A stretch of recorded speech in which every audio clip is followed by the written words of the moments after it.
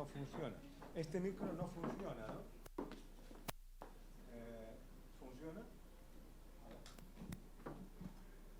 1, 1, 1, 1, 1. ¿Funciona? Ya, sí está habilitado.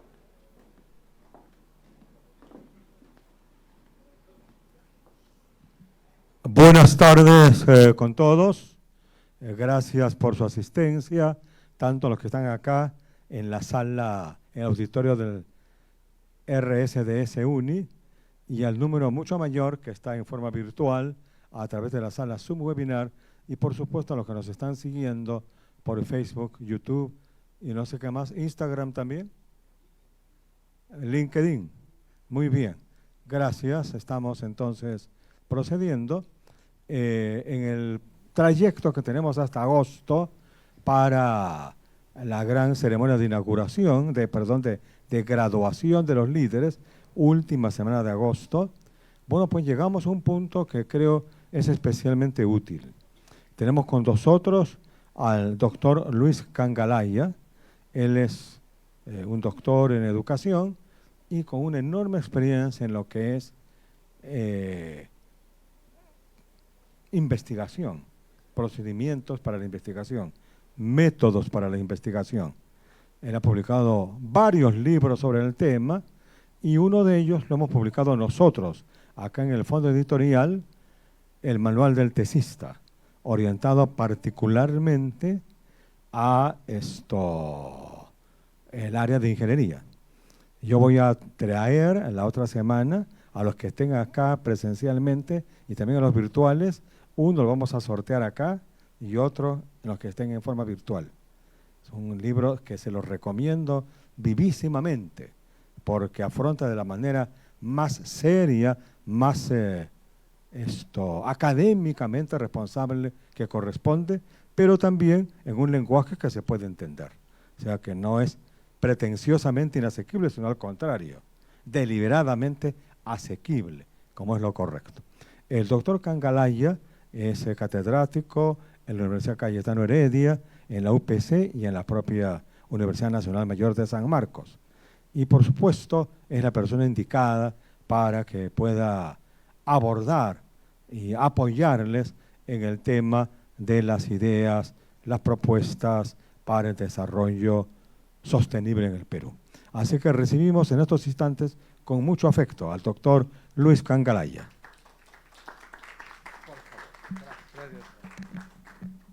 ¿Qué tal? Muy buenas tardes a todos, a cada uno de ustedes, a los que están conectados también, y a la universidad, principalmente por la invitación, al profesor Montaño, quien generosamente me convocó. Bueno, ya hemos venido participando aquí en la universidad en algunos otros eventos anteriores también, ¿no? Y con el fondo editorial también tuvimos la oportunidad el año pasado de publicar un libro, que ya les comentaba precisamente él, que es un libro que desarrolla todos los aspectos de investigación, ¿no? Que seguramente en algún momento ustedes también los van a utilizar, van a ser útiles seguramente para ese momento tan complejo que es la elaboración de la tesis, ¿no? Y que seguramente espero que sea de mucho apoyo para cada uno de ustedes. Bueno, esta sesión, vamos a tener dos sesiones, esta de hoy sábado y el próximo sábado también a la misma hora, en donde vamos a revisar algunos aspectos que tienen que ver con la redacción de párrafos, con la manera como escribimos de manera mucho más adecuada, mucho más formal, ¿no? Sin ser tan complejo tampoco, porque para escribir bien uno no tiene que ser tan complejo, o sea, uno no tiene que buscar palabras difíciles, ¿no? Entonces, cuando hago este tipo de talleres, lo primero que siempre digo, y creo que es el punto de partida, es que para escribir bien no tenemos que buscar palabras difíciles, no tenemos que buscar estructuras complejas para presentarnos con un texto correcto o entre comillas culto, ¿no? Porque a veces lo culto, entre comillas digo, es pensado como lo que puede ser difícil de entender o con palabras complicadas, ¿no? O sea, no necesitamos tener un diccionario al costado para buscar la palabra más difícil o la menos conocida para que el texto se vea rimbombante, ¿no? O para que se vea pues un poco más complejo. No se trata de eso. Por el contrario, la escritura tiene que ver más bien con aspectos de simplicidad, ¿no? De simplicidad que no significa informalidad, ¿ya? Porque es muy diferente hablar de un texto que es simple, que es claro, que es conciso, ¿no? A decir que es un texto informal, ¿no? Lo informal es un texto más bien que carece de ciertas normativas, de ciertos ajustes, en fin, ¿ya? Hemos preparado esta presentación que hemos llamado Redacción con orientaciones específicas para la presentación de propuestas de los líderes. Es un título un poquito grande, pero vamos a verlo, sobre todo porque tenemos en mente dos aspectos. La sesión del día de hoy, trabajar algunas cuestiones orientadas a lo necesario o lo que necesitamos para poder escribir bien o para poder corregir algún texto que tengamos. O sea, ¿qué aspectos son los básicos que necesitamos saber para escribir bien? Y teniendo estos insumos, el próximo sábado vamos a mostrar algunos textos que algunos de ustedes han escrito, obviamente anónimos, porque no vamos a evidenciar el nombre ni la procedencia.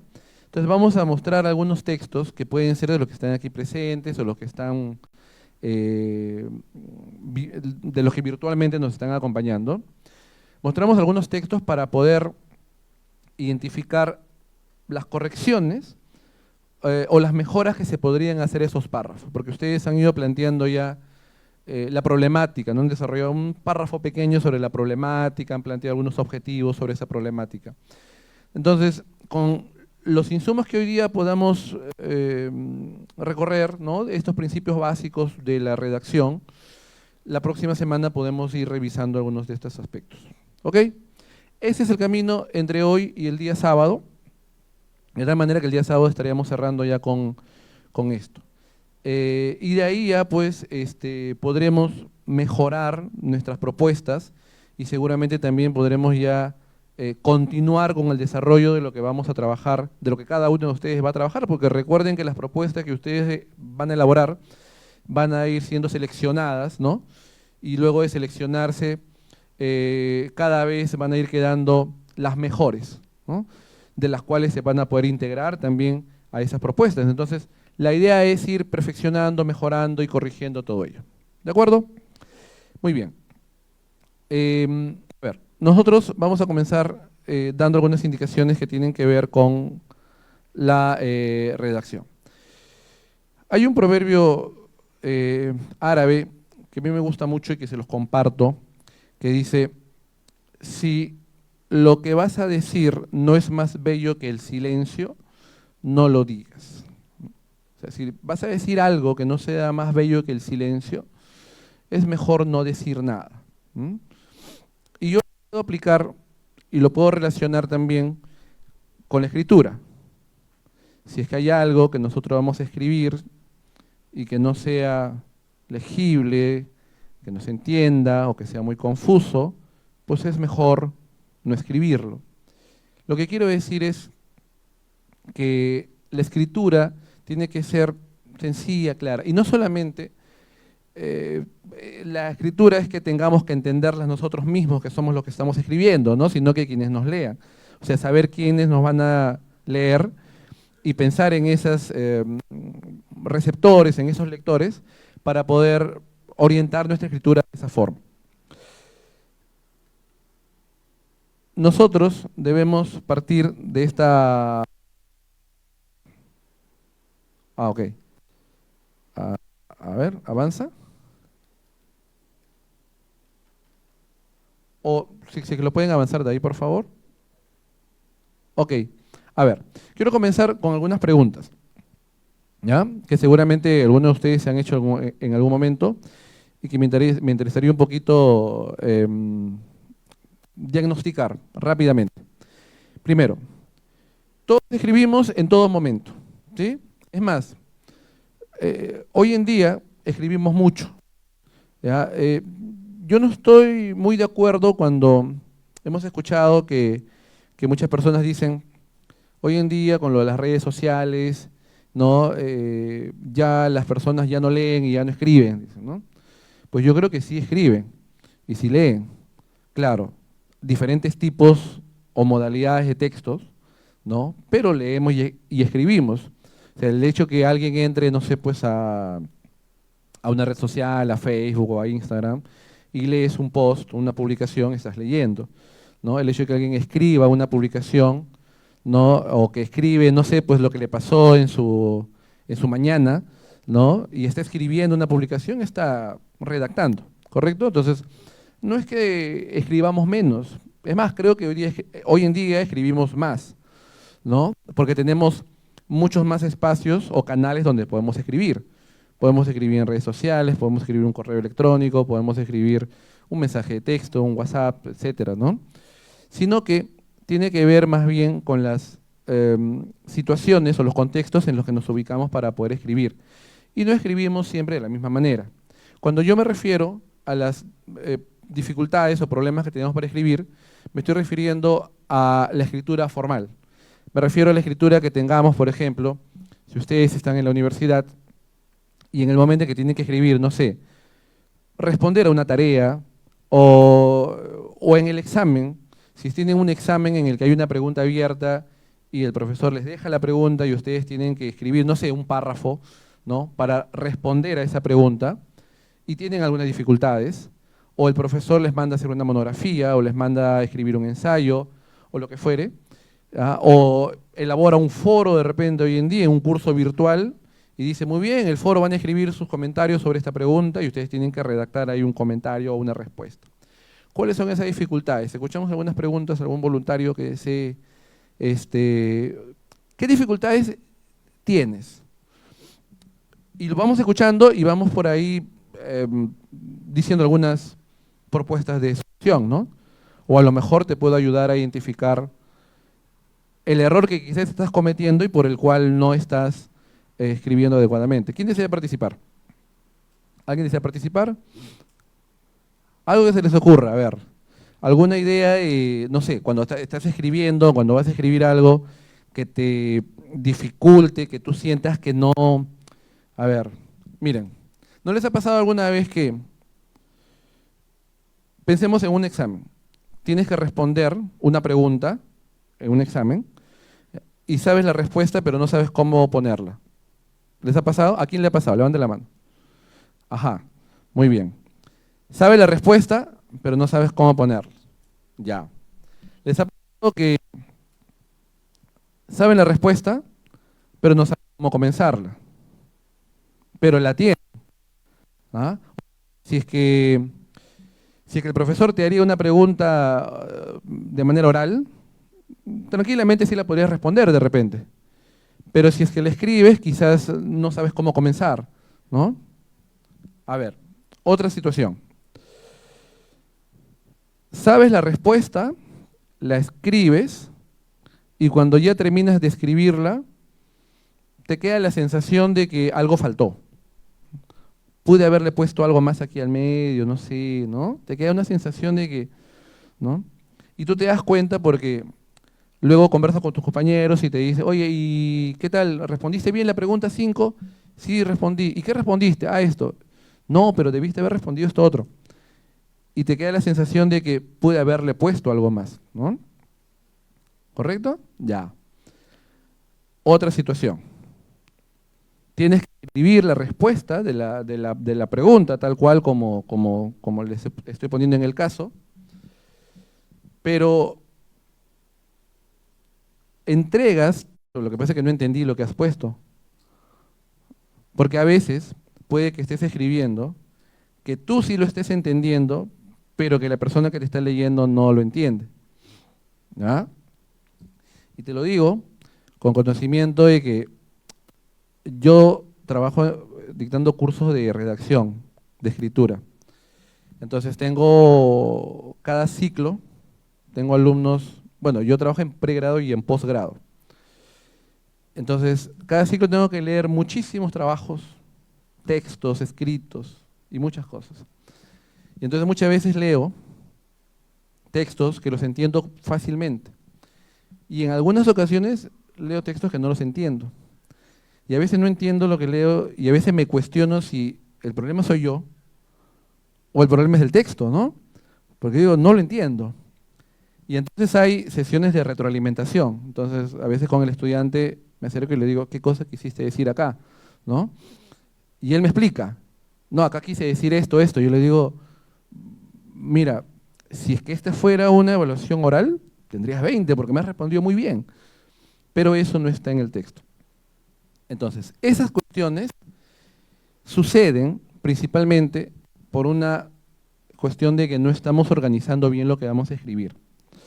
Cuando ustedes están pensando en redactar, no sé, el proyecto que van a hacer a partir de los Objetivos de Desarrollo Sostenible, o cualquier situación en la que tengan que escribir algo, tienen que partir de un camino, o sea, hay un camino que se tiene que seguir, y que lamentablemente, muy poco o muy pocas veces se hace. O sea, no necesariamente siempre se sigue este camino que les voy a mostrar. Pongan la siguiente, por favor. Nosotros en el proceso de escritura, en los medios de comunicación, encontramos algunos errores. Miren, son fotografías y son capturas de medios de comunicación internacionales en general, ¿ya? Dice ahí, fallece por segundo día consecutivo una mujer de 103 años. Diario de Pontevedra, dice, ¿no? Del 2013. ¿Qué entiende ahí? ¿Qué cosa ha querido decir? Se ha muerto 2 veces, ¿no? O sea, lo que se entiende es que la señora murió y luego no sé cómo hizo porque resucitó y volvió a morir, porque ha muerto por segundo día consecutivo, o sea, murió el lunes y luego volvió y luego el martes ha vuelto a morir, ¿no? Pero eso no fue lo que quiso decir el diario, ¿no? El diario, ¿qué cosa quiso decir? Claro, que han sido mujeres diferentes en el mismo lugar y que han muerto de manera consecutiva, ¿no? De hecho, si es que revisan acá, dice, ¿no?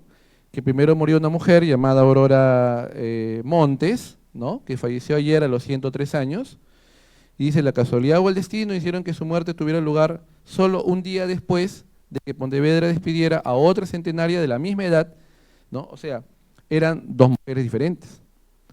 Pero esa oración no lo menciona así. Vamos a otro ejemplo. La siguiente, por favor. A ver, miren esto. Dice, 2 personas y un gitano resultan heridas en la calle Alfredo Avila. ¿Qué entienden de ese enunciado, de ese titular?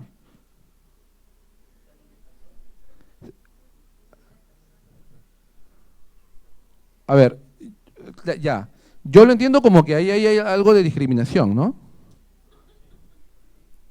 ¿No? O sea, ¿por qué son 2 personas y un gitano? O sea, ¿el gitano no es persona? Porque eso es lo que da a entender, ¿no? Lo que ha querido decir es que habían 2 personas que no eran gitanas, ¿no? Y había una persona más que sí era gitano, ¿no? Que han resultado heridos en este evento. Pero lo que ha querido comunicar no se ha comunicado adecuadamente como debiera, ¿ok? Ya, vamos a ver otra. Adelante. La que sigue. A ver.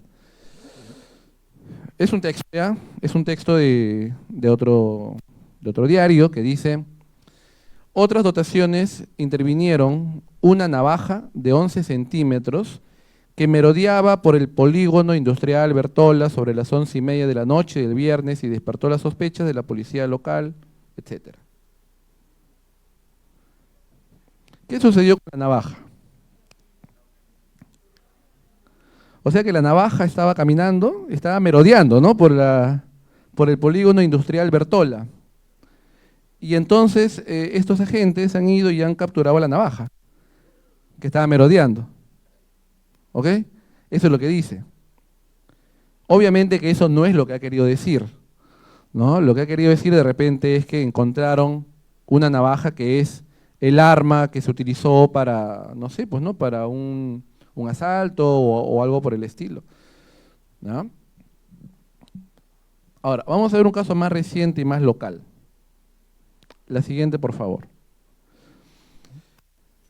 Esta es la carta en la que el ex primer ministro Otárola presenta su carta de renuncia a la presidenta. Este es el texto. Y quiero saber si se pueden dar cuenta de algunos errores en la escritura de esa carta. ¿Encuentran algún error en ese texto o no encuentran ningún error?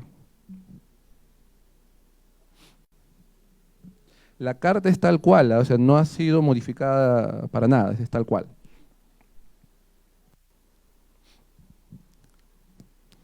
La carta dice, Lima, 5 de marzo de 2024, señora Presidenta de la República, Dina Ercilia Boluarte Segarra, presente.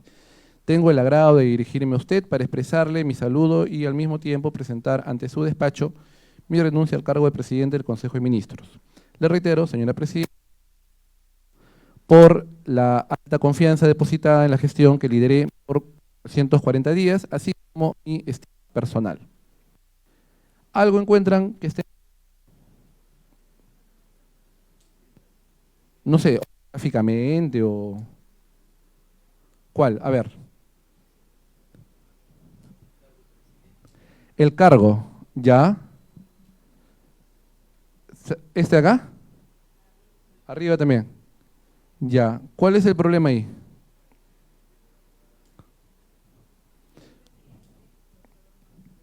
Ah, bueno.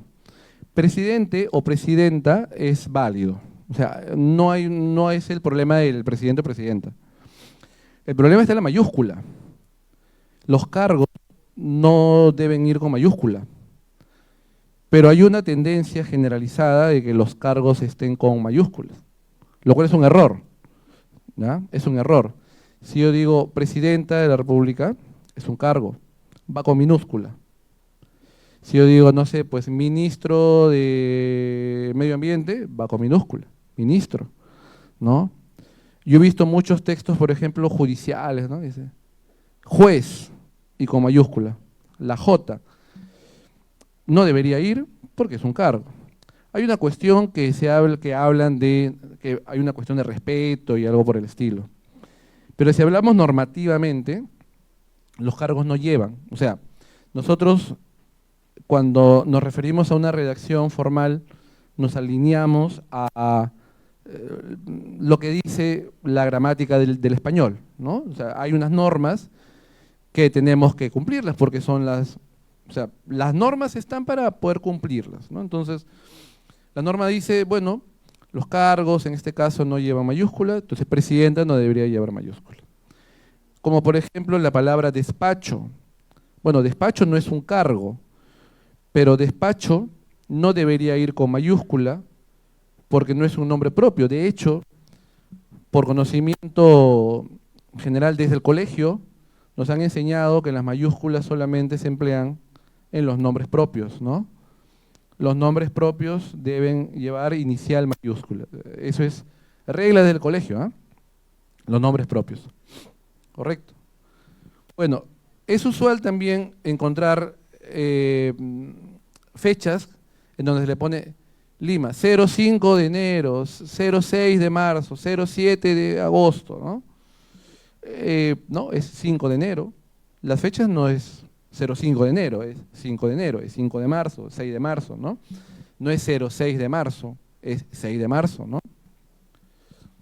Por ejemplo, es muy común, y esto sí seguramente ustedes lo han escuchado mucho, cuando dicen 1 de mayo o 1 de abril.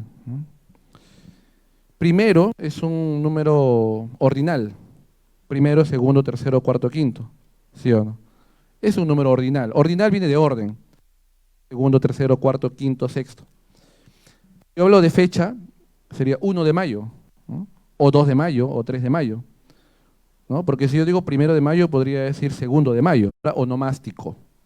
¿Sí? ¿Qué significa onomástico? Cumpleaños, correcto. No. Bueno, no a medias. ¿Ya? Onomástico viene de onoma. Onoma significa nombre. Ustedes se han dado cuenta que en los calendarios hay unos nombres que acompañan a las fechas, ¿no? Por ejemplo, si es que tu cumpleaños, si es que tú naciste, a ver, ¿cuándo es la fecha de Santa Rosa de Lima? Ya. Si tú naciste el 30, entonces en el calendario abajo dirá Rosa, ¿no? Y entre otros nombres seguramente. Y así cada día o cada fecha hay unos nombres, ¿no? Ya. Si tu nombre, o sea, si tú naciste en agosto y te llamas Rosa, entonces es tu onomástico. Y tu cumpleaños, además. Pero si tú te llamas María y naciste el 30 de agosto, es tu cumpleaños, pero no es tu onomástico. Esa es la explicación. Pero ustedes ven una serie de cartas, ¿no? De documentos que dice, felicito por su onomástico. Entonces, no sé, pues, ¿no? Si me llega a mí una carta, felicito por su onomástico, yo voy al calendario, no sé, pues, y son nombres, algunos un poco extraños, ¿no? Son nombres bíblicos, ¿no? Si mi nombre no coincide, entonces es porque no es mi onomástico, pero sí es mi cumpleaños.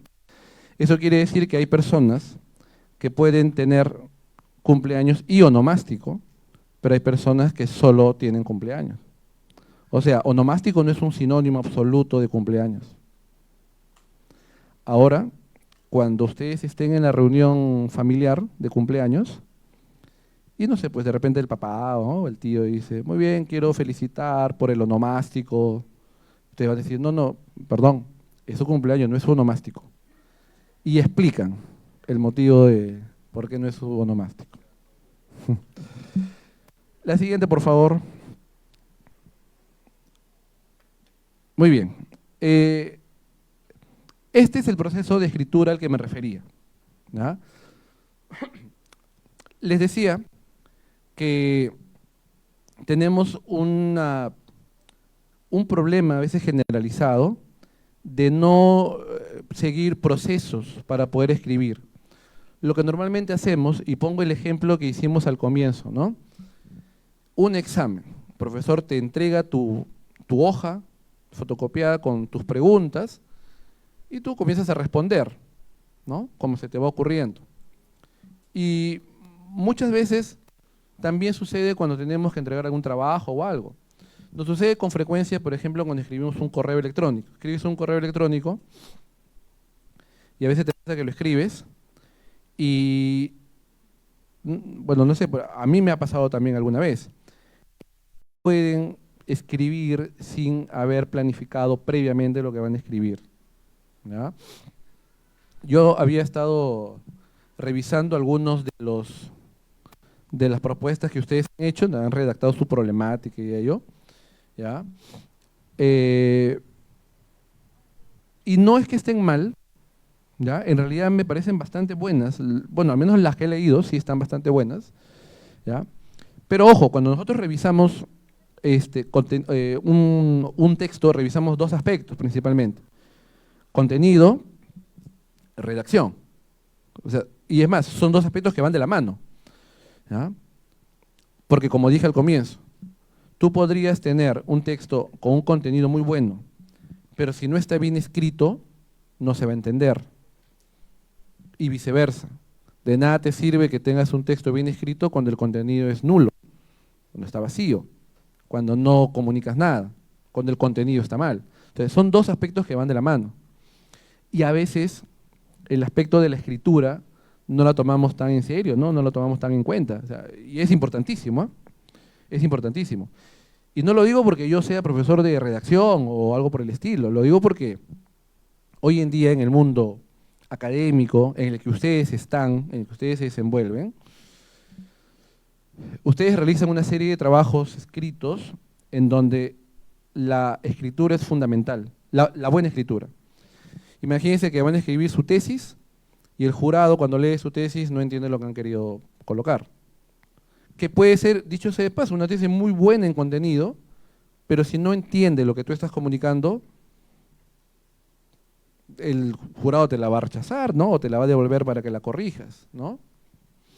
Hoy en día, por ejemplo, y en algún momento ustedes seguramente van a estar involucrados con eso, hoy en día el mundo académico se alimenta mucho con la publicación. O sea, cuando digo publicación, me refiero a publicación de artículos, ¿no? Hoy en día la publicación de artículos es lo que demuestra que el profesional es un conocedor en su campo, que hace investigación. O sea, tú puedes ser ingeniero de sistemas, o puedes ser abogado, o puedes ser administrador, o puedes ser médico. Tienes una profesión, ¿correcto? Pero tiene que haber un plus a tu profesión. Y ese plus es la investigación que tú haces sobre tu profesión. Entonces, si yo tengo un médico que tiene obviamente su título de médico, ¿no? Pero tengo otro médico que además de su título de médico publica o hace investigación sobre su especialidad y tiene publicados artículos que yo de repente, cuando ustedes buscan trabajos y entran a Google Académico o alguna otra base de datos y encuentran el nombre de ese médico que ha publicado varios artículos. Ese es el plus que no tendría el otro médico.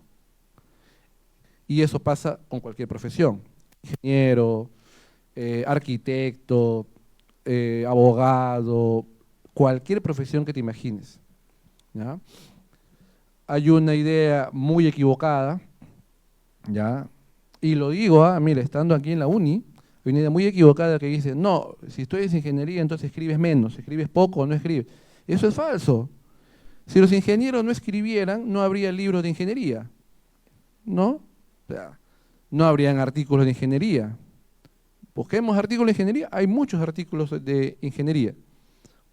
Si los ingenieros no escribieran, no habrían producciones constantes, libros sobre ingeniería.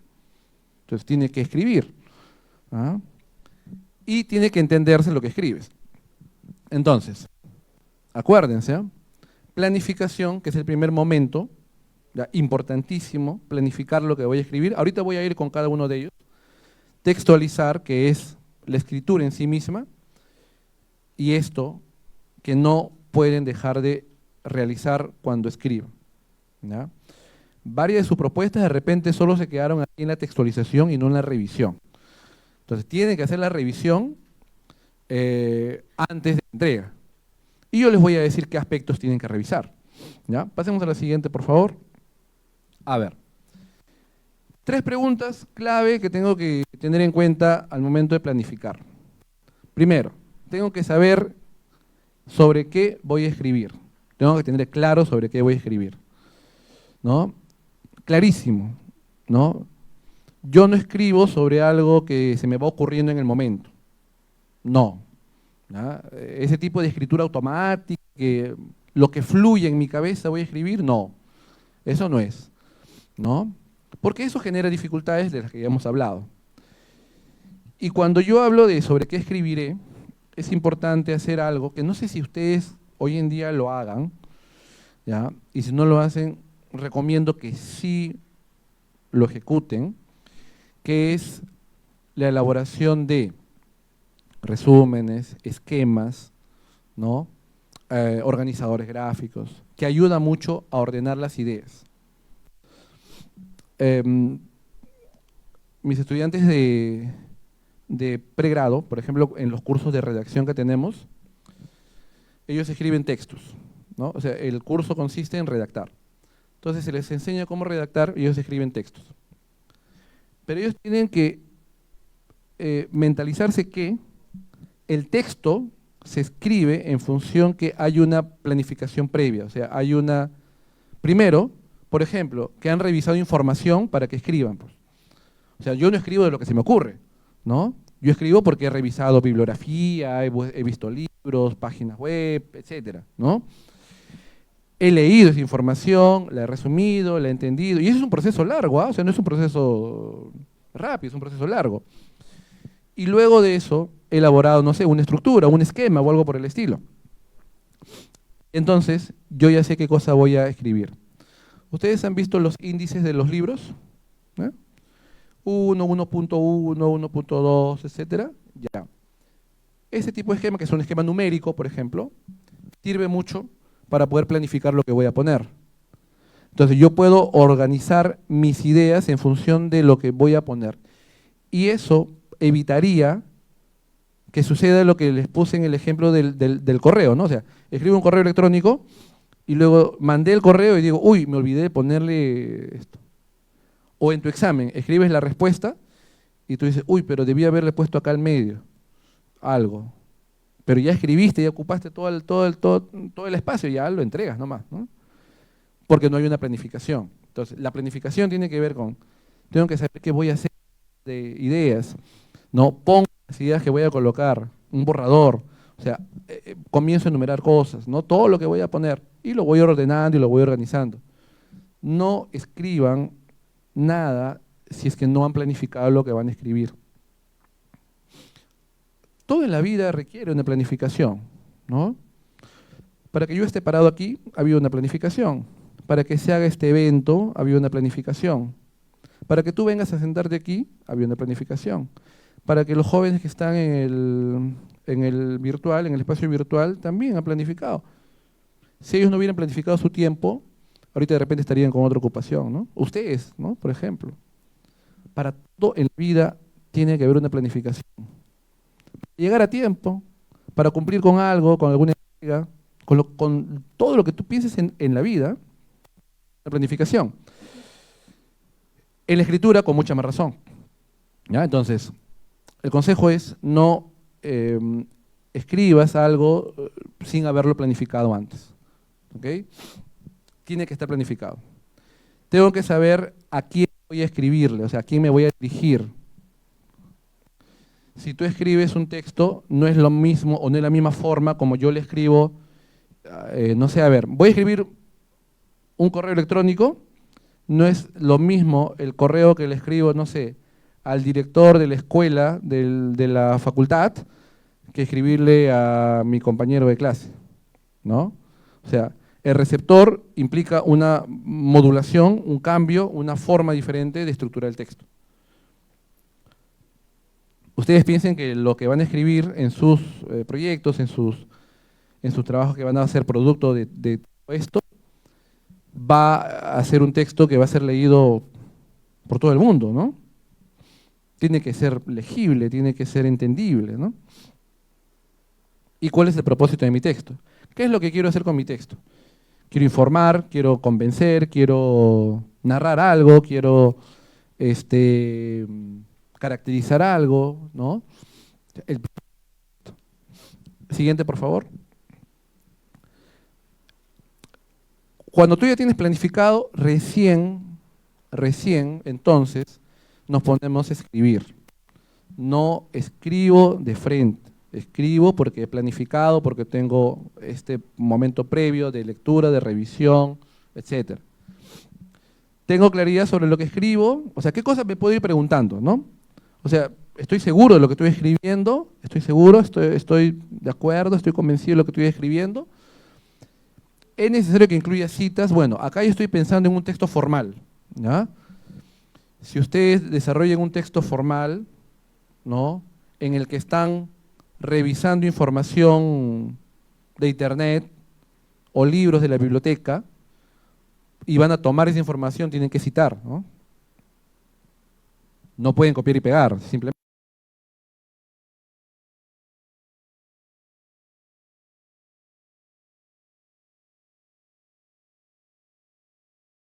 Dicho sea de paso, o sea, hay inteligencia artificial que te ayuda a buscar bibliografía también. O sea, pides bibliografía sobre un tema específico y te arroja bibliografía en distintas bases de datos. Hoy en día, una de las bases de datos más prestigiosas que existe es Scopus. ¿Han escuchado hablar de Scopus? Y Scopus hoy en día ya está trabajando con inteligencia artificial.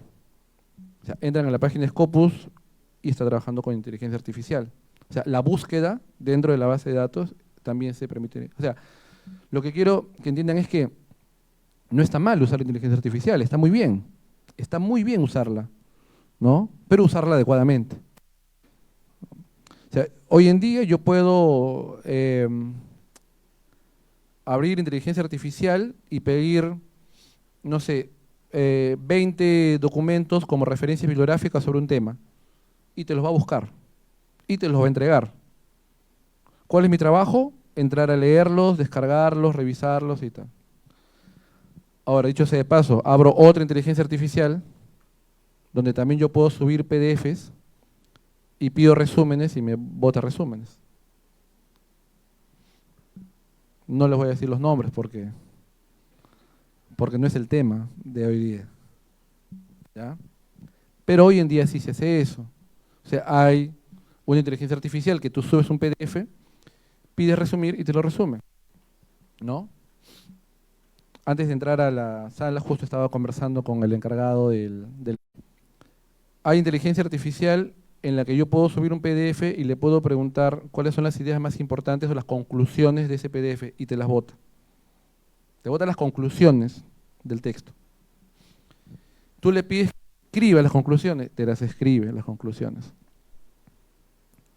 Y si eso funciona así, entonces todo esto, ¿para qué hacemos?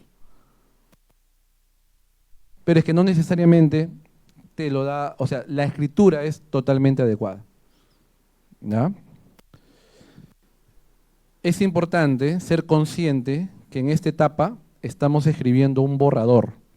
O sea, este texto no es el texto final, es un borrador, ¿ya? No es mi texto final, no es mi texto de versión final, es un borrador. La primera escritura es un borrador, siempre. ¿Ya? Pasamos a la siguiente, por favor.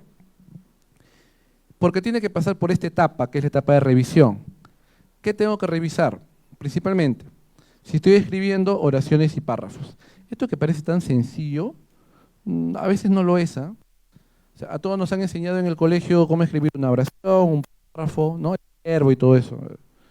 Pero a veces no es tan sencillo como parece. Coherencia, cohesión, que se entienda, que se comprenda, que las ideas estén relacionadas, ¿no? Que respete las normas de escritura formal, la ortografía, la puntuación, etcétera, ¿no? Cuando ustedes escriben y abren un documento de Word, ¿no? Escriben. ¿Word les corrige todo, siempre? No todo, ¿no? O sea, hay cosas que sí te corrige, que te subraya, ¿no? Con azul o con rojo. Pero no te corrige todo, ¿ah? Ahora, depende de qué tan alimentado esté ese Word, ¿no? Porque a mí me pasa algo muy, muy curioso. O sea, yo tengo en mi laptop, tengo mi Word, y a veces mis alumnos vienen con su laptop. Profe, ¿pero por qué a usted sí le detecta esto en rojito y en mi laptop no? Ah, pues ¿por qué será? ¿No? Entonces el Word también se va alimentando, ¿no? Y ahora, bueno, ahí entra a tallar otra vez también, porque hoy en día Word también tiene una opción en la que tú puedes dictarle y te dicta todo, y te lo redacta todo, ¿no? Y te va colocando la puntuación además. Tú le dictas y te lo escribe, ¿ya? La versión de Office 365 tiene muchas más opciones, tiene muchas más, es más, hasta tiene un identificador de similitud también, el Word de este Office tiene. Que la versión normal clásica no tiene, ¿no? La versión de Word que uses en el Google Drive que tiene el editor de documentos, también tiene la opción de dictado, ¿no? O sea, tú puedes dictar y escribe. Pero esa es una versión, digamos, un poco rústica. O sea, escribes, pero te va a escribir lo que entiende. O sea, no es tan legible como la del Office, ¿no? Que es mucho más adecuado. Ok, la siguiente, por favor. A ver, vamos a hacer un momento de preguntas. A ver, preguntas que tengan, ya sea sobre lo que hemos hablado, ya sea sobre alguna cuestión, no sé, de repente ahorita de lo que hemos hablado, ¿te has acordado de alguna situación que te ha pasado, algún cuestionamiento que has tenido, algo que has querido preguntar en algún momento a algún profesor y no lo has hecho? ¿Alguna cuestión, no sé, que tenga que ver sobre lo que hemos estado hablando? ¿Alguien desea participar? ¿Alguna pregunta? ¿Aquí? Ahí, por favor. No me pregunten las de inteligencia artificial, eso no, ¿eh? Ese va a ser en otro taller, sobre inteligencia artificial. Hola, ¿qué tal?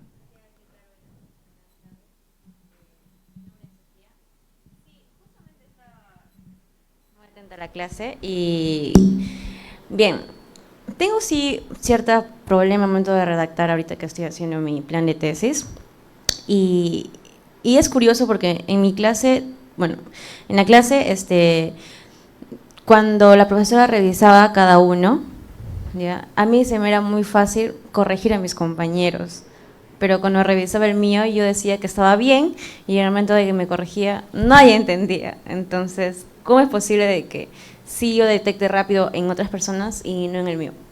Gracias. Muy bien, esa es una excelente pregunta. Mira, los textos o las escrituras, yo siempre hago esta analogía. Las escrituras son como, o sea, son nuestras creaciones, ¿no? O sea, lo que nosotros lo que son creaciones nuestras, son nuestras producciones. Y entonces es producto de lo que nosotros hemos hecho, es una creación nuestra. Entonces, hay una analogía que es como la del padre con su hijo, ¿no? O la madre con su hijo. ¿No te pasaba alguna vez que una mamá está con su hijo y la mamá pues siempre pues va a tener cualidades positivas con su hijo, ¿no? Sí, que es lo mejor, que tiene todo. Pero de repente cuando ese hijo va a la reunión familiar, ¿no? Los tíos, los primos, oye, qué mal criado ese chico, ¿no? Pero la mamá no, o sea, la mamá dice, no, es un poco travieso, pero no, pero los tíos, los primos, oye, qué mal criado es, ¿no? Los otros pueden ver los errores que el que crea a veces no puede verlo, porque hay una especie de enceguecimiento ante la creación. Sucede con la escritura. Normalmente uno no es muy crítico con lo que uno mismo ha hecho, por más que quiera hacerlo, ¿ah? Y lo mejor que puede suceder es que otro lea lo que... O sea, a veces uno mismo no se da cuenta, por más que no se da cuenta de lo que lee, o sea, perdón, de lo que ha escrito y no se da cuenta a veces de los errores y se les pasa. Los días viernes, yo tengo una columna en un diario, en el Diario Expreso, acá en el Perú, en la sección cultural, y en alguna oportunidad un alumno encontró un error en una columna que yo escribí, hace ya como 2 años, más o menos atrás. Entonces un alumno vino a clase, o sea, todavía había comprado el periódico, ¿eh? Y vino para decirme, profesor, o sea, pero no lo dijo públicamente, o sea, se acercó al final de la clase, lo cual estuvo bien, y me dijo, profesor, acá hay un error, ¿no? Y yo normalmente antes de enviar el texto siempre lo leo y lo reviso, o sea, siempre lo reviso y lo mando. A veces el tiempo no me da para revisarlo tanto, a veces le doy una sola revisión, corrijo y lo mando. A veces lo reviso 2, 3, 4 veces. Y yo recuerdo que esa vez sí habré revisado 2 veces y lo envié, ¿no? Y me dice, "Profesor, acá hay un error, ¿no?" Y yo le digo, a ver. Entonces yo dije, ¿le digo que sí es el error o no es el error? ¿No? Pero tenía que decirle que sí, pues porque él se había dado cuenta, ¿no? Entonces, sí, efectivamente había un error.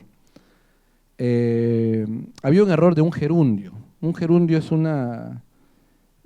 son estas palabras que terminan en ando, endo, ¿no? Que no son verbos, son verboides. Entonces había un gerundio mal empleado en esta columna. Y entonces, sí, efectivamente, y se me pasó. Entonces, ¿qué te quiero decir con esto? Que quienes tenemos un poco más de experiencia escribiendo, ¿no? Con mayor razón, quien recién está comenzando con esto. Pero cuando otros ojos leen lo que escribimos, a veces puede detectar lo que nosotros no vemos. Ahora, yo tengo una hipótesis, ¿ah?, que habrá que comprobarla después, ¿no?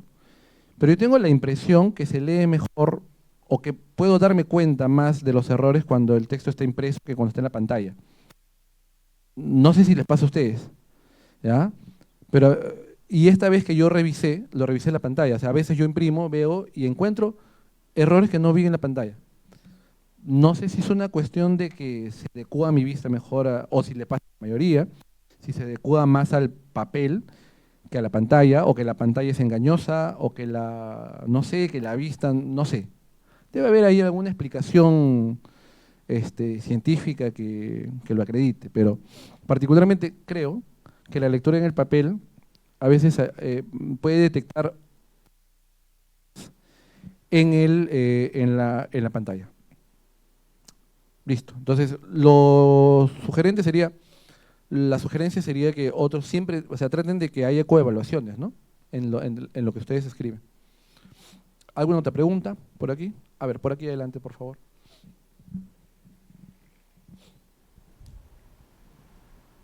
Buenas tardes, yo soy Grimaldo.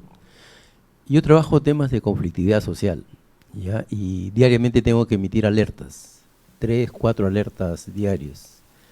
Y entonces muchas veces ha habido momentos en los cuales se me pasaban, digamos, textos, argumentaciones, que por el apuro y la urgencia de mandar las alertas, tengo que, digamos, aceptar esos errores, ¿no?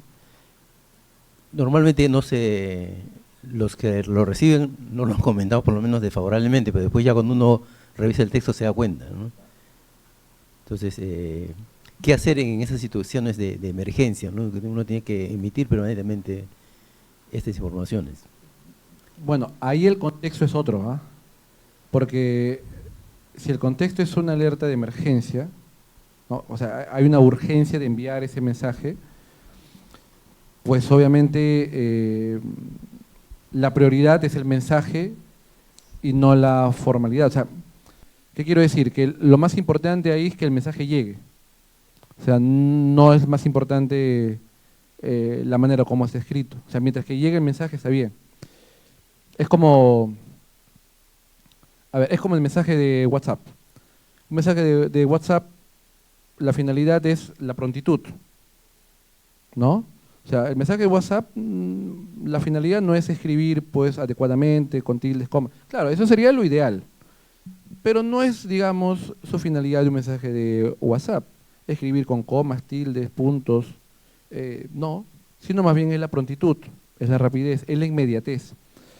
Entonces, cuando uno envía un mensaje de WhatsApp, mientras que la otra persona entiende el código, decodifica, entiende, está bien, ¿no? En una situación que tiene que mandar una alerta o un mensaje que es urgente, lo importante es el mensaje, ¿no? O sea, es la decodificación del mensaje en el momento, ¿no? Imagínense que estamos en un sismo y se envían alertas de sismo. Yo no me voy a preocupar en ese momento de si está bien escrito o no. O sea, me interesa el mensaje como tal, ¿no? Ahora, en el caso de que usted dice, ¿se puede corregir después? Sí, se puede corregir después, pero ya no tiene sentido, ¿no? Porque la alerta funcionaba en el momento en que se hizo. ¿Qué es lo que normalmente se puede hacer en esos casos? Tener plantillas, ¿no? Creo.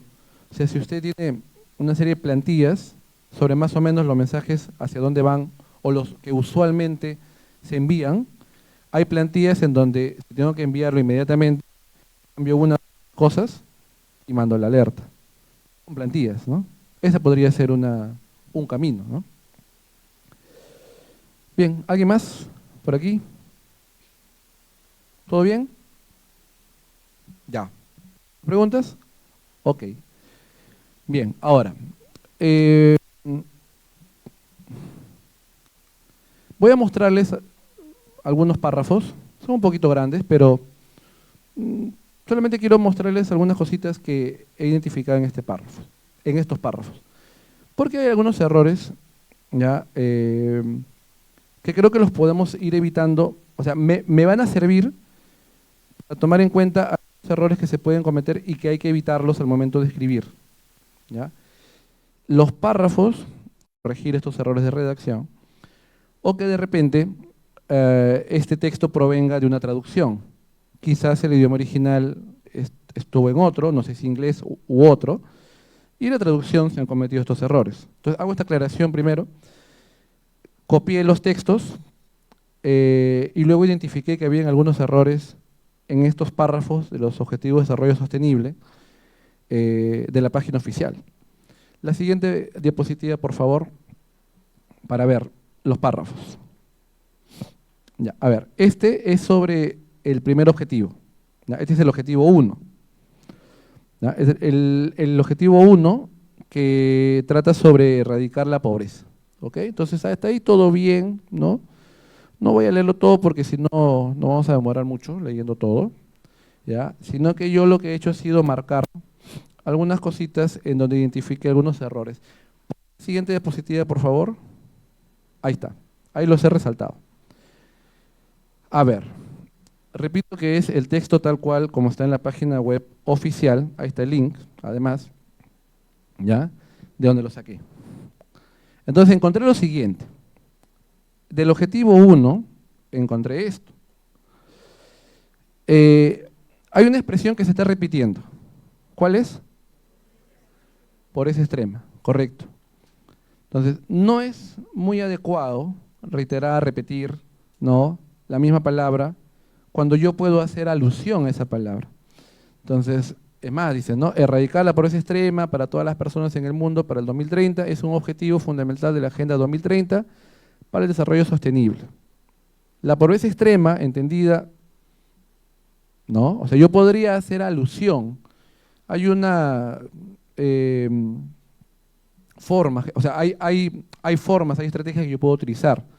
Utilizar un referente, por ejemplo, ¿no? Un referente es una palabra que me sirve, como su nombre dice, para hacer referencia a algo que se ha mencionado, ¿no? O sea, si yo digo la pobreza extrema, yo podría quizás utilizar un sinónimo si quiero, quizás podría utilizar un pronombre, decir, pues, no, ella va a referirme a la pobreza extrema, o esta, no sé, ¿no? O sea, puedo utilizar un pronombre, o sea, no siempre sinónimos, porque hay palabras donde no necesariamente sinónimos, y a propósito de los sinónimos, no vayan a cometer el error que a veces cometen algunos estudiantes, que cuando yo les digo, pero pongo un sinónimo, ¿no?, para poder esto. Entonces, abren el Word, están ahí su palabra, clic derecho, sinónimo, y te sale una lista de sinónimos, ¿no? Y a ver, ya, el primero debe ser el sinónimo, y le ponen el primero. O el más raro, ¿no? No, o sea, eso no te ayuda, eso no te sirve, porque está descontextualizado. O sea, lamentablemente lo que hace Word es descontextualizar. O sea, Word no está pensando como tú has pensado en tu texto. Word te pone sinónimos de los que, ¿no?, pero no necesariamente. Ahora, puede que sí en alguna oportunidad haya alguna palabra adecuada, pero la recomendación es no hagas clic derecho y pon sinónimos y pon ahí la palabra más rara, ¿no? Como es. No. Millones de personas podrían seguir viviendo en la pobreza extrema. Este revés borró efectivamente alrededor de 3 años de progreso de este problema, ¿no?, por ejemplo, o de esta situación, ¿no?, por ejemplo. ¿Ve? Entonces, ¿por qué decir otra vez de la pobreza? ¿No? Entonces, y ese es uno de los errores bastante frecuentes, ¿no? Al momento de escribir es bastante frecuente. ¿Cuándo lo identificamos? En la relectura, ¿no? Porque la primera vez te van a salir, pues, un montón de errores. O sea, eso es normal. Bueno, no es normal, pero es usual, ¿no? No utilicemos la palabra normal, usual, ¿no? ¿Es usual que hayan errores en la primera vez? Sí, por supuesto. Y a todos les pasa, ¿no? Hasta los más experimentados les pasa errores en la primera redacción. Luego, yo he subrayado por acá, dice, ¿no? Estoy aquí. Que viven en la pobreza extrema, y dice ahí, aumentó por primera vez en una generación en casi 90 millones. Que aumentó por primera vez en una generación en casi 90 millones. Hay un grupo de palabras que se llaman incisos. Los incisos son como que, a ver, para decirlo en términos fáciles, son como palabritas que yo agrego para aclarar, especificar algo, ¿no? O sea, por ejemplo, yo puedo decir, no sé, pues de repente, el profesor, después de la clase, coma, de manera abrupta, coma, se retiró del aula, ¿no? O sea, esa pequeña aclaración o esos pequeños agregados normalmente van entre comas, ¿no? Se despidió de sus compañeros, coma, repentinamente, coma, para retirarse a su casa, ¿no? Por ejemplo. O sea, hay agregados, ¿no? O sea, cada vez que yo agrego información, es como que yo tengo mi oración, introduzco, ¿no? Ideas, pequeñas ideas, van entre comas, ¿no? Porque a veces esa pequeña idea que yo agrego puedo quitarla y no pasa nada, o sea, a veces no te perjudica en el sentido, ¿no? Incluso, coma, antes de la pandemia, coma, la reducción de la pobreza se estaba desacelerando. Por ejemplo, ¿no? Podría ser también. Vamos a ver otro párrafo. El siguiente, por favor. Este es sobre el objetivo 2. Ya, a ver, antes de pasar a la siguiente, no sé si es que algo detectan ahí. Así como en el anterior, ¿eh? Que detectamos algo. A ver.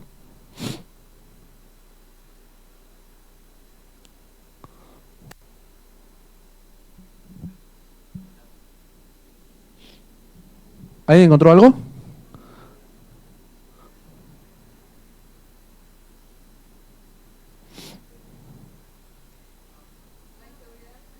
La inseguridad alimentaria. ¿Acá? Ah, que hay una repetición. Ah, ya, ok. Acá no. Hambre. Claro, podría decir estos problemas, ¿no? Ya. Pasemos a la siguiente, por favor, a la siguiente diapositiva. A ver. Sí. Inseguridad alimentaria y hambre. Acá, en realidad, habla de hambre y inseguridad alimentaria. Abajo habla de hambre y malnutrición. Acá lo dice textualmente, hambre y malnutrición, ¿no? Acá habla de inseguridad alimentaria, pero acá habla de hambre y inseguridad. Sí, de alguna manera podría ser también, pero acá sí textualmente repite ambos, ¿no? O sea, ambos, textualmente, ¿ya? Verbo. Ese verbo sí está inadecuado, además, ¿no? 148 millones de niños sufrieron retraso en el crecimiento y 45 millones de niños menores de 5 años sufrieron emaciación, ¿ya? Que tiene que ver con una disrupción entre el crecimiento y el peso. Bueno, ahí el verbo, ¿no? Yo inclusive hasta dudaría de lo de niños, ¿no? Podría poner, no sé, alguna otra palabra, algún otro sinónimo, ¿no? Arriba. Se encontraba en estado de hambre, dice, ¿no? Se encontraba en estado de hambre crónica, ¿no? Se encontraba en estado de hambre crónica, coma, un aumento vertiginoso en comparación con 2019. Dice, voy a leer toda la oración. En 2022, aproximadamente 735 millones de personas, o el 9,2% de la población mundial, se encontraban en estado de hambre crónica, un aumento vertiginoso en comparación con 2019. Quizás la coma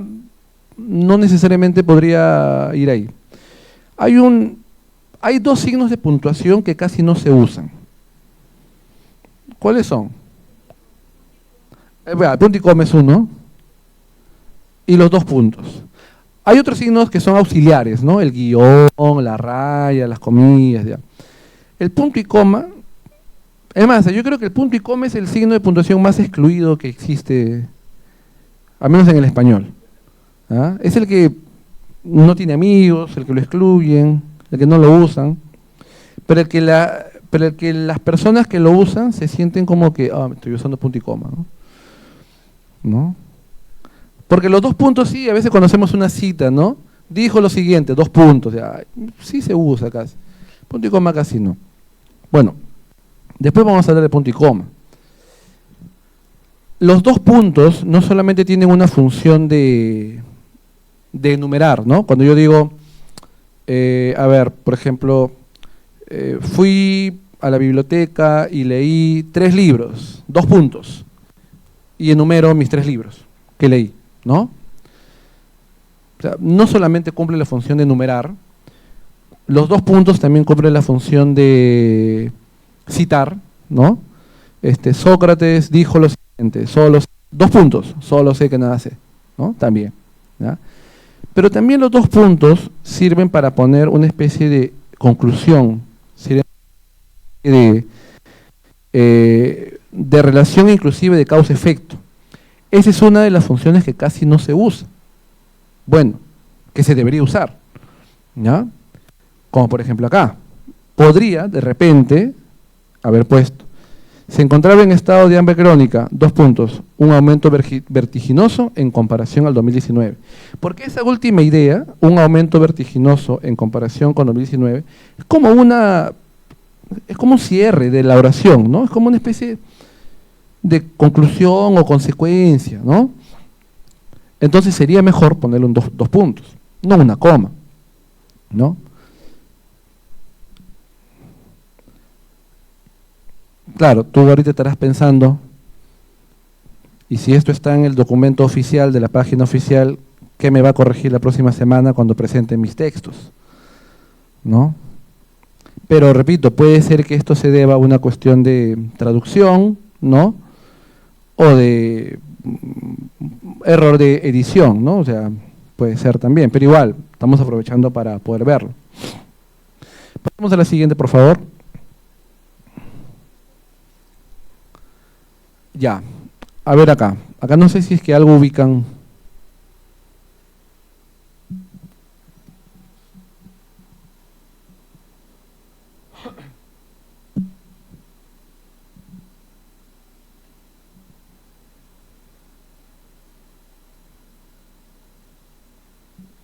¿Algo ubican ahí o no pueden ubicar algo ahí? Les voy a dar una pista. Tiene que ver algo con la ODS.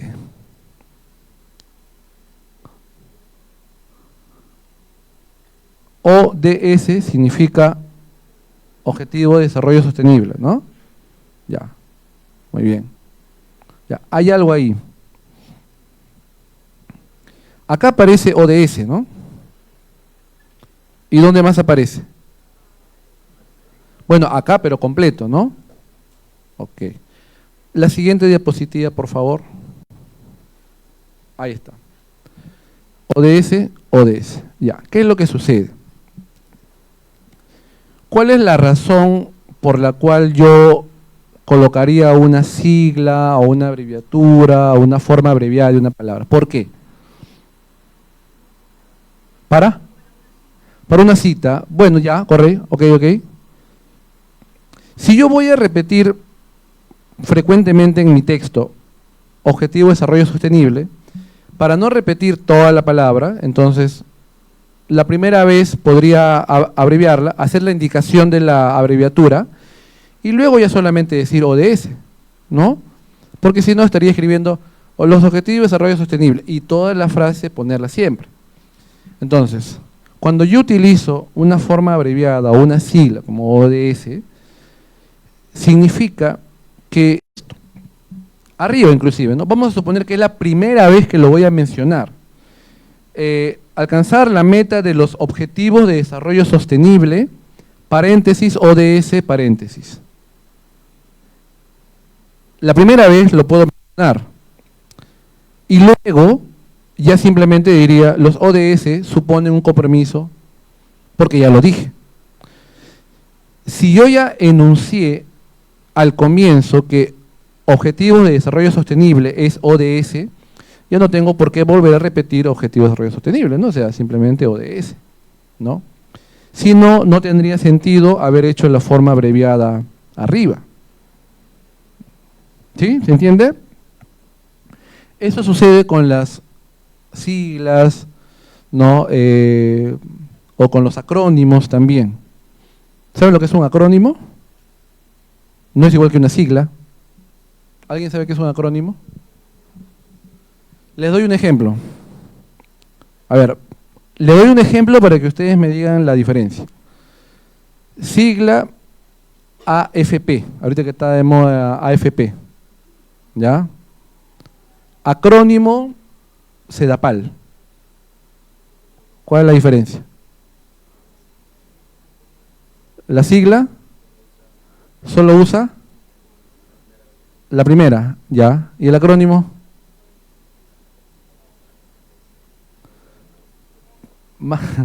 Ya.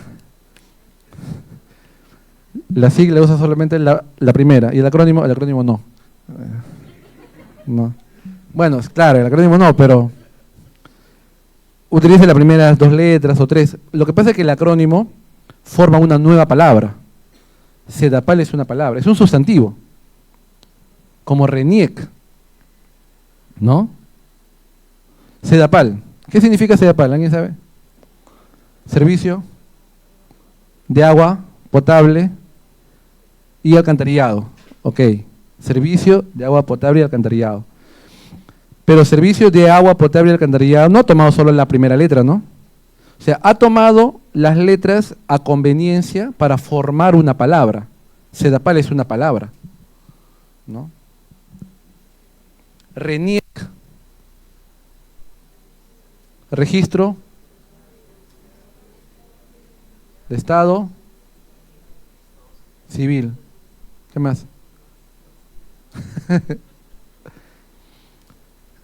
ONU. Es una sigla, ¿no? Ya, entonces, ODS, ¿no? Entonces, en el ODS, bueno, sea que yo utilizo una sigla o sea que yo utilice un acrónimo, utilizo la primera vez de forma abreviada, indico la primera vez de forma abreviada, pero luego ya no tengo que decirlo, ¿no? No es necesario, porque ya lo he mencionado. Y bueno, y luego yo acá marqué otro, que es el sin embargo.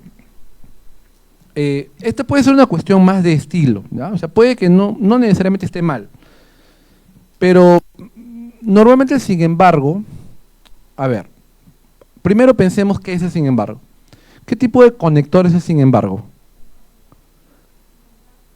Contraste, oposición, perfecto, ¿ya? Es un conector de contraste, de oposición, ¿no? Lo que hace el conector de oposición o contraste es que cancela lo anterior, ¿no? Niega lo anterior, contrapone lo anterior. Es como el pero. ¿Cuál es la diferencia entre sin embargo y pero? ¿O es lo mismo?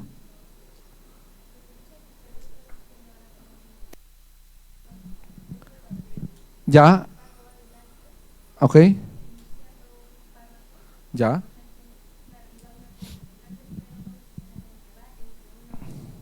A ver. De nuevo. Ahí te van a pasar el micro. Ya. Ya, lo que pasa es que sí, ambos son de contraste, ¿Ya? pero el sin embargo, tiene que comenzar la oración, va siempre una coma, sin embargo, coma, bla, bla, bla. El pero puede ir dentro de una oración, pero no anteponerse una coma. Y ¿Ya? es, claro, es parte de una idea donde al comienzo dices algo, pero sin coma y mencionas lo Se opone. que Ya. se pone. Cerca. So. Ya. Ahorita doy la respuesta. Mire, y tú has dicho algo además Ustedes han escuchado el pero sin embargo, ¿no? Ya. ¿Eso está bien o no? O sea, es como 2 veces, ¿no? Y además. Ya. Yo les voy a dejar como tarea que entren a la página de la RAE y vean todas las aceptaciones que hace la RAE.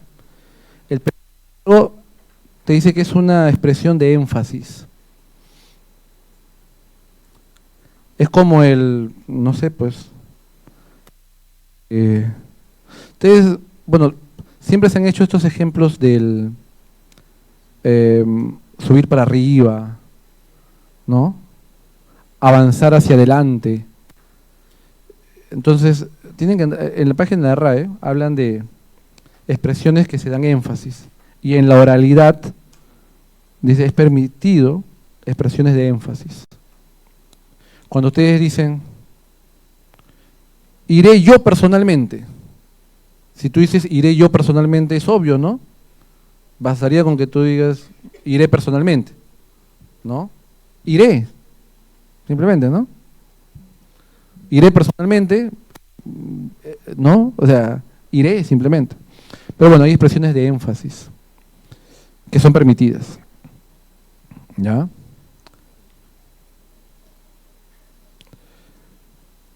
¿Impreso o imprimido?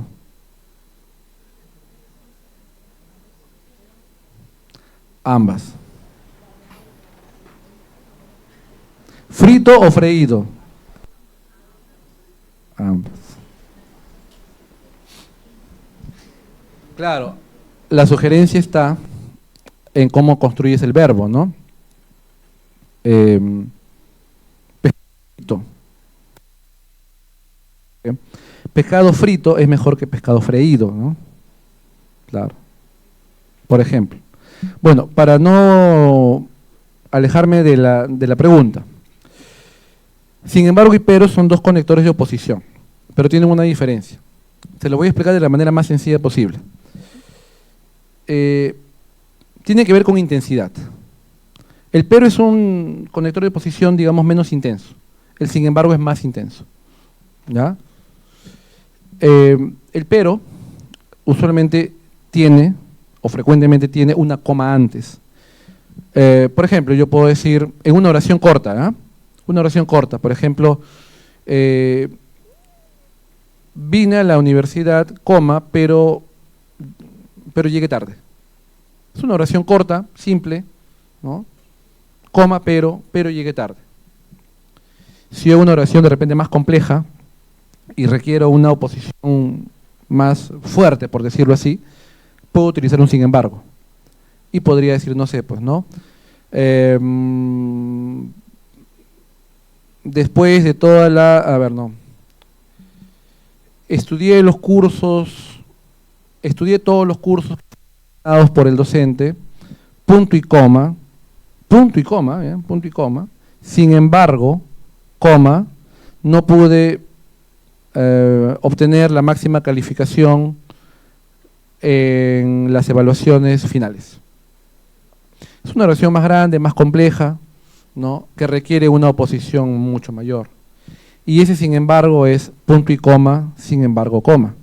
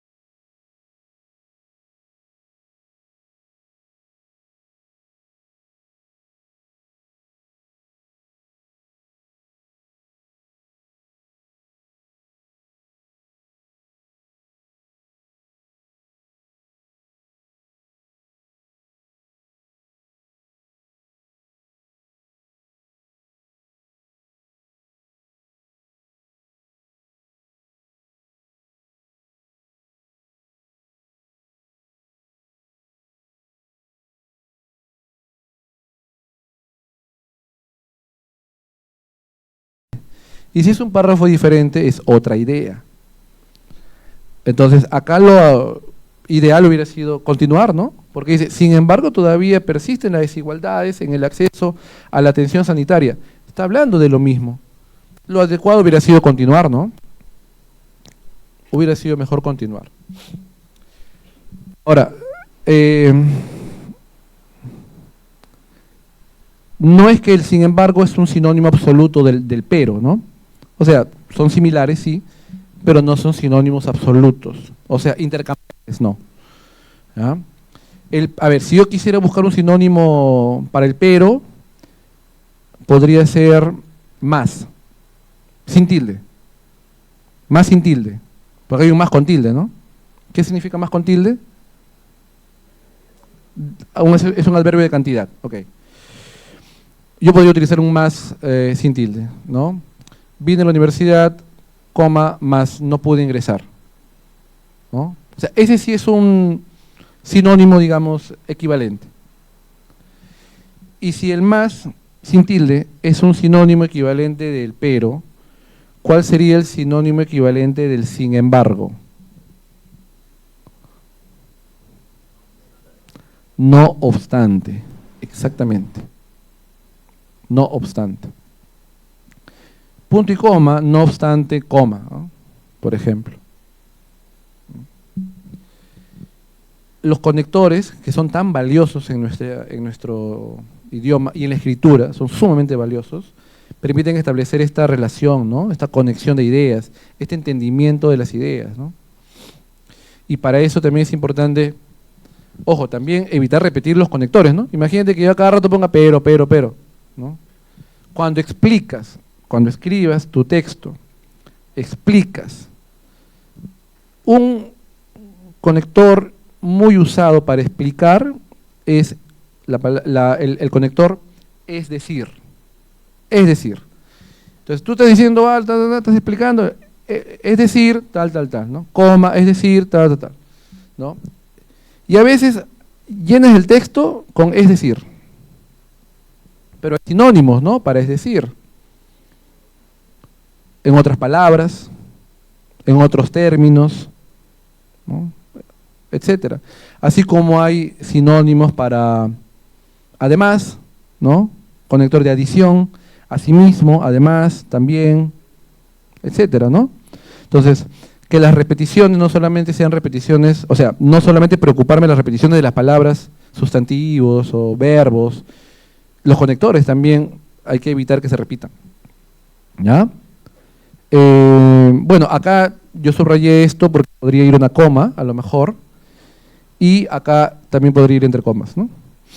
Creo que tengo una más. Pasa, por favor, la siguiente. Ajá. El objetivo 4 de la ODS. Pasemos a las observaciones, a la siguiente. Ajá. A ver, acá hay una repetición del pueden. Esto sí me parece sumamente erróneo, porque dentro de la misma oración hay una repetición del mismo verbo, ¿no? Entonces dice, cuando las personas pueden obtener una educación de calidad, pueden romper el ciclo. Yo creo que quizás la intención ha sido darle un estilo como que, no sé, un poco, no sé si llamarle literario o algo así, ¿no?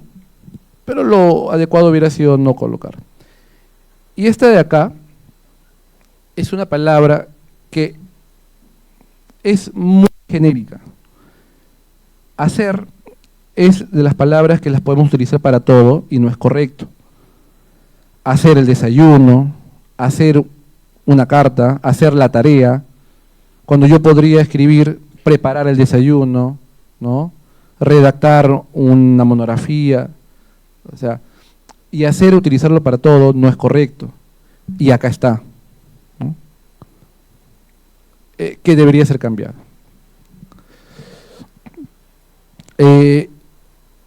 Acá hay una doble I. Hay una doble I. Seguramente a ustedes les han explicado que a ver, cuando tú enumeras, antes de la I, o sea, me refiero a la Y, ¿no? O sea, esta de acá, cuyo nombre es Y, ¿no? Y, ¿no? No colocamos una coma antes, cuando enumeramos, ¿no? Tú enumeras y se supone que pones la Y, o sea, y pones el último elemento. Pero cuando tú tienes una construcción compleja, en donde ya tienes alguna I antes, y estás enumerando también, es conveniente colocar una coma acá para evitar la confusión. Ahí sí hubiera sido correcto colocar la coma. ¿Ya? Y lo otro es la cuestión de utilización de género, ¿no? Acá ya hay una cuestión en la que, a ver, tampoco no quiero generar polémica, ¿ya? Pero hay una cuestión de que la tendencia está en escribir niños y niñas, ¿no? Alumnos y alumnas, o viceversa, ¿no? Alumnas y alumnos, etcétera. Y la idea es por una cuestión de inclusión o algo por el estilo. Pero normativamente, ¿no? O sea, no es que hablemos de un lenguaje sexista o no es que digamos que el español es sexista, porque el español lo que hace es tener ya la inclusión en el masculino. O sea, cuando alguien dice los alumnos vendrán a clase, está entendido que se refiere a varones y mujeres. Entonces, cuando uno dice los niños del Perú, ¿no? Normativamente, o sea, estoy hablando desde la norma, ¿eh? Estoy hablando desde la norma. Desde la norma es los niños del Perú, nos referimos a los niños en general, ¿no? A menos que alguien quiera hacer una excepción muy particular, que yo diga, los niños del Perú, no sé, pues han desarrollado experiencia con la digitalización y las niñas de Huancavelica han tenido un mejor porcentaje de aprovechamiento. O sea, ahí sí podría ser alguna especificación, porque hay una especie muy puntual, ¿no? Pero finalmente también tiene que ver con una cuestión de cómo nosotros estamos tomando como referencia las normas, porque si no, no podríamos tener un referente sobre el cual estamos trabajando, ¿no? Y nuestro referente son las normas del español, ¿no? Querrámoslo o no, ¿no? Nos gusten o no, o tengamos algunas discrepancias al respecto. Finalmente hablamos español y nos regimos con esas normas, ¿ya? O sea, lo que pasa es que la perspectiva de género es una perspectiva social, ¿no? Pero si es que partimos de una perspectiva normativa, gramatical, o sea, entramos en dos campos en donde no se va a generar creo yo, un acuerdo, y no lo ha habido además hasta ahora. O sea, el tema de la discusión de esto, de la perspectiva de género, de la inclusión, es un tema que hasta ahora sigue, ¿no? Por ejemplo, la no aceptación de que el lenguaje se haya distorsionado cuando ponen, no sé, pues la X, ¿no? Para referirse, no sé, pues NIXS, por ejemplo, ¿no? Y que los defensores dicen, no, es una forma de inclusión, pero la norma dice, no, hay una distorsión del lenguaje con ello, ¿no? Entonces es una cuestión que es recurrente y que por lo menos hasta ahora la RAE ha mantenido su postura, ¿no?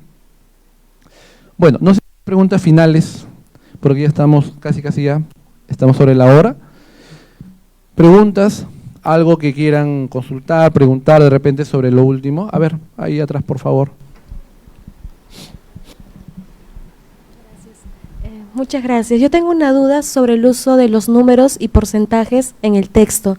¿En qué casos se coloca como número y porcentaje y en qué casos como texto dentro de un párrafo? Ya, por ejemplo, a ver, si estás hablando de cantidades, ¿no? Si estás hablando de cifras, hay que colocarlos como números como tal, ¿no? La tendencia normalmente es que si que tú estás teniendo los primeros números, o sea, de las primeras cifras hasta 10, ponerlos en letras. Pero eso es relativo, porque si estoy hablando de cifras, no sé, estoy pensando en una tesis de economía, ya en el que yo voy a redactar sobre la contabilización de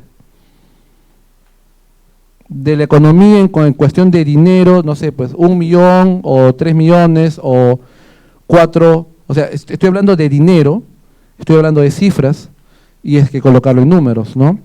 O sea, yo creo que todo, en el caso de las cifras, se adecúan a la situación en la que tú estás planteándolo, ¿no?